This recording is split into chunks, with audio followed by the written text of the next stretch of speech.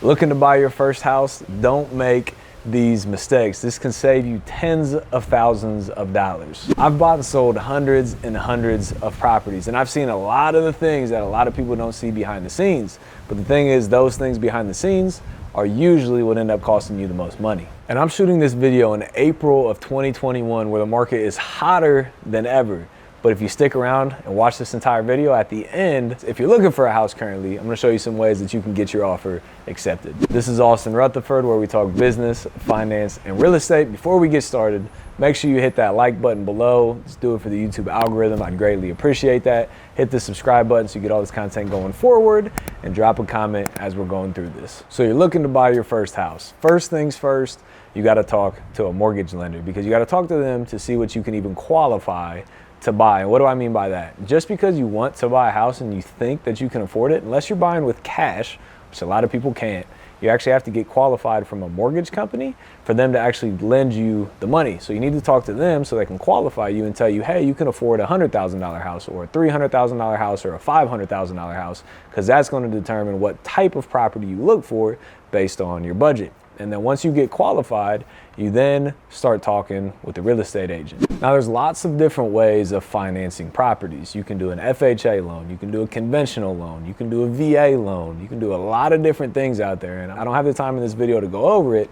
but the good thing is here, I already did a video that covers all those things. So if you want to check that video out after this one, you can see what type of different financing options are out there. But the biggest difference between a lot of the lenders out there is just fees and interest. So when you go and you talk to a bank, like I said, they have a lot of junk fees. They have underwriting fees. They have doc prep fees. They have, points.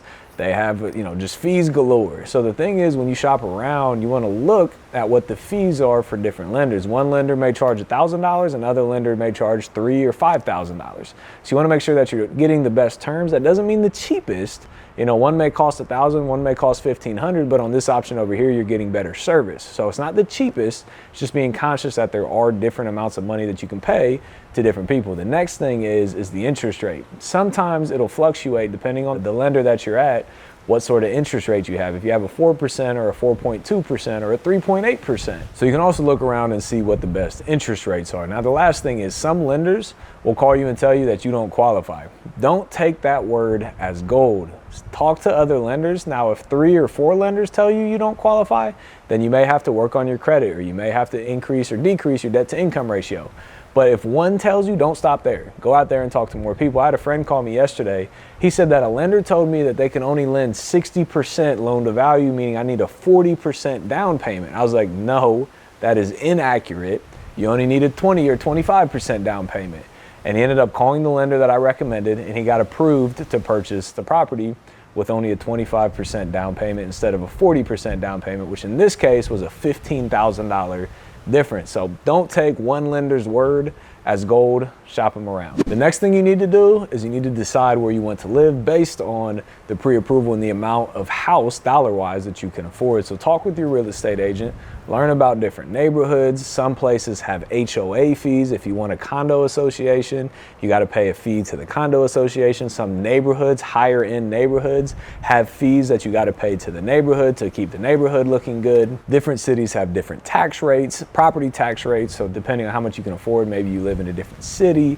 For an example, in my city of Columbus, Ohio, there's a suburb that, let's say, for example, the house's taxes are $10,000. The next street over, the same exact house, the next street over, because it's in a different school district, would be $2,000 a year. So 10 grand a year for property taxes, or 2 grand a year for property taxes from being one street over. So make sure you talk with a real estate agent so they can tell you those nuances between different neighborhoods or different cities, so you can find what you like the most and what fits the budget the best. And then next, once you start looking at houses, you got to be ready to write an offer. The thing, especially in today's market, houses are flying off the shelves nonstop. So if you're going out and you're just getting started, that's okay. Look at a couple houses, get comfortable with looking at houses and seeing what you like and you don't like. But when you like something, you got to be ready to pull the trigger, because if you don't pull the trigger, the buyer that came right before you or right after you is making an offer, and that property will not last for long. And again, I understand it might be uncomfortable writing an offer that quickly because it's your first time buying a house. I get it. But if you want a house, do your research, do your due diligence, find out what you like, and when you find that, pull the trigger as quickly as possible. Now, the next thing is you got to get your offer accepted. You know, what if you're one of 5 offers? What makes your offer stand out to the seller? You got to write a convincing offer that stands out so you have an opportunity to get your offer accepted. So how do you get your offer accepted? In today's market, if you write an offer that's less than the list price, so if they're listed at 300 and you write for 290, there's a 99.999% chance it's not getting accepted because there's so many other people that are going to want the house, most likely. For me, I just listed a house and got an offer within 24 hours for list price, which is a phenomenal offer.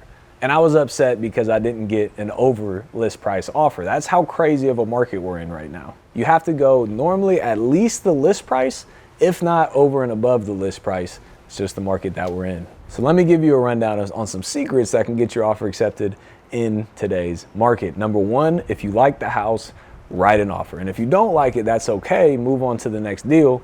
But if you like it, you got to be ready to pull the trigger. You have like a 24-hour window, if that. Now, if you can close with cash, if you write a cash offer, that is a huge negotiation point that'll most likely get your offer accepted if it's competitive price-wise with other offers. But a lot of us don't have cash to put cash on a $100,000, $200,000, $300,000 house. Now, another thing that you can do is you can do an appraisal gap coverage. This will help your offer out immensely. Me as a seller, that's what I look at. Anybody that's willing to do an appraisal gap coverage, I favor that type of offer because it puts more money in my pocket at the end of the day. Now with this, you got to understand that, you know, you are paying more than what a bank thinks the house is worth. It's not good, it's not bad, it just depends what you want.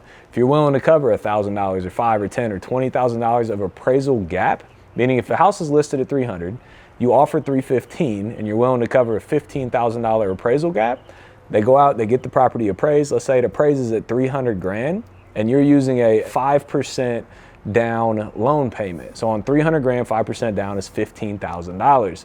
Now, if you offered that appraisal gap coverage, you would put that $15,000 as a down payment. The bank would finance the other $285,000 and you would have to put the $15,000 down because you made an offer above list price, above the appraisal gap coverage. And you said you were able to cover a $15,000 appraisal gap coverage. Again, on a seller's perspective, it puts more money in their pocket. So if you're able to do that financially, it's a great way to get your offer accepted. The next thing that you can do to get your offer accepted comes with inspections and remedy periods. If you have experience and you don't have experience, there's a couple different ways of doing this. If you don't really have experience in construction, waive your inspection contingency, but do not waive your remedy contingency because at the end of the day, you basically still get your remedy period. So what this means is, you know, you're getting the property inspected still, but you're not doing it to renegotiate the terms. You're doing it for your own interest to make sure that the property is in good condition, but you're not going to renegotiate the terms, right?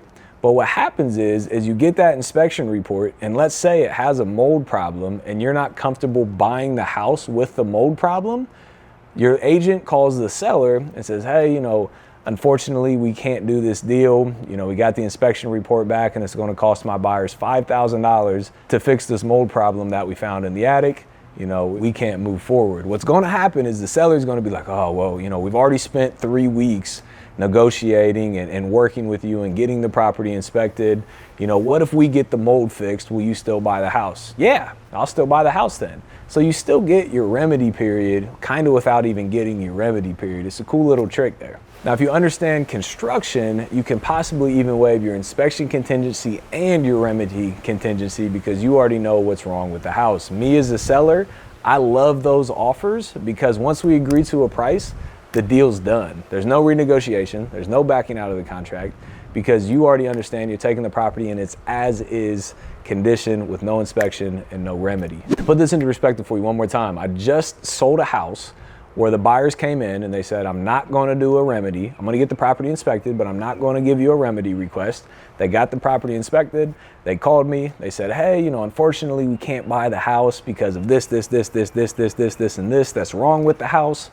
But, you know, if you renegotiate the price, we'll still buy the house. So guess what? They didn't have a remedy period, but they still asked for a renegotiation. And because I didn't want to deal with it going forward, and there were actually some issues wrong with the house that the next buyer probably would have had a problem with as well, we decided to reduce the purchase price by $5,000 to give to them to cover those remedy expenses. So even though they didn't have a remedy, we still did it. And then the last thing, if you can close on the seller's timeline. If they need time to live in the house, give them time. If they need to close ASAP, close ASAP. If you can abide by their timeline, you might get your offer accepted.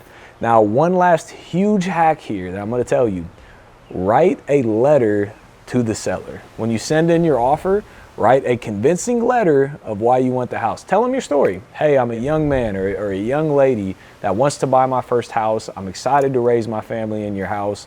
You know, I had a beautiful family growing up, or I didn't have a mother or father growing up, and I want to be able to be that to my kids in the future, and I think your house would be a tremendous place to be able to do that at. Whatever it is, write a letter that's very emotional, because sometimes I've been on the receiving end of that. When I've sold houses, I've read letters and I sold it to that person because I liked the letter that they wrote. I felt bad for them.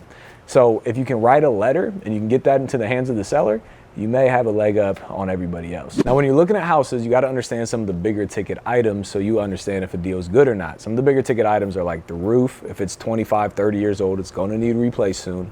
The furnace, 25, 30 years old. The AC, 25, 30 years old. The hot water heater, 15 to 20 years old. Appliances that are 5 to 10 years old. Those are things that will need done in the near future. So when you're walking through a house, you can look at those things and determine if you want to offer more money than what the property's worth in appraisal gap coverage, or if you want to offer list price, knowing that you're going to have to replace those things in the near future. Most simply, just walk through a house and look at the beautiful finishes and the paint and the hardwood and the granite countertops, and they're like, oh, I love this house. And then they buy it, and then they got a $5,000 roof and a $2,500 furnace and a $2,500 air conditioner that they got to replace within the first year, and then they're not as excited about the house. It's called lipstick on a pig. You want to look past the cosmetics to the things that actually cost money. I know buying a house can be very overwhelming. It's a big financial leap for you, but take a step back. Watch this video a couple times, understand the goods, the bads, the uglies, the do's, the do nots of buying real estate. Get a good team around you, a good mortgage lender, a good realtor, a good property inspector. Get a team around you and rely on them to give you the good advice, because this is what they do for a living. And lastly, remember that those people around you, though, get paid for you to complete a purchase. So sometimes they're going to push you in a direction that might not be the best for you. A lender gets paid when you close on a house. A realtor gets paid when you close on a house. An inspector gets paid when you inspect a house. So they may push you a little bit because they want to get paid. It's human nature. We want paid, right? We're greedy individuals. So just understand that they do have your best interest in mind, but just double check what they're saying to make sure that it is accurate and it's not putting you in a bad position. And if any of those people are trying to push you to do something that you're not comfortable with, guess what? Find another one. There's thousands of realtors. There's thousands of mortgage lenders. There's plenty of people out there that have your best interest in mind. And if those people don't that you're working with, cut them off and find somebody new. Hopefully this was beneficial to you. Drop a comment below. Any questions you have about first-time home buyers, anything that you may be struggling with right now, smash that like button for the YouTube algorithm. Hit that subscribe and notification bell so you can get all this content going forward. As always, appreciate you being here. We'll see you on the next one.